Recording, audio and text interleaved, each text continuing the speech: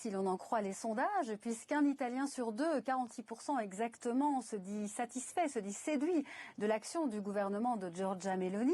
Il faut dire que la Première ministre, la présidente du Conseil, est très habile en communication. Régulièrement, elle poste sur les réseaux sociaux des vidéos, les notes de Giorgia, elle les a intitulées ainsi, où elle se présente avec son bloc-notes pour expliquer ses décisions, ses prises de position, avec ces mots, des mots simples, en ton bonne copine, qui séduit les Italiens puisque sa cote de popularité est en augmentation constante. Pourtant, ces 100 derniers jours, Giorgia Meloni les a plus utilisés pour rassurer, pour lisser son image à l'étranger, ainsi sur le plan économique. Elle s'est mise dans les pas de Mario Draghi pour rassurer l'Union européenne et puis rassurer l'OTAN, évidemment, avec son soutien sans faille à l'Ukraine, remettant ainsi dans les rangs Matteo Salvini et Silvio Berlusconi qui étaient plutôt pro-Poutine. De même, sur l'indépendance énergétique en Europe, Giorgia Meloni a bien travaillé puisqu'elle veut que l'Italie devienne un hub énergétique. Elle s'est rendue dans les pays du Maghreb, en Libye ces derniers jours pour signer des contrats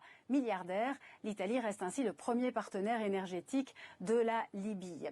C'est vrai que du point de vue interne, c'est un peu différent. La tigresse d'extrême droite, la reine du souverainisme, n'a pas vraiment montré ses griffes.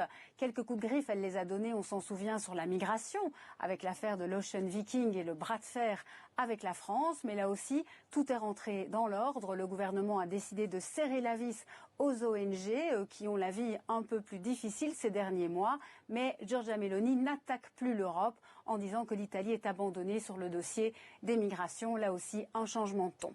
Alors c'est vrai que cela pourrait lasser son électorat d'extrême droite qui attendait beaucoup de Giorgia Meloni, notamment sur le plan économique. Elle a dû ravaler pas mal de ses promesses électorales. Mais là aussi, elle est très habile. Elle joue sur les mots. Elle dit que gouverner, ce n'est pas faire un 100 mètres, mais courir un marathon. Elle veut s'inscrire dans la durée. Une autre manière de dire à son électorat, patientez.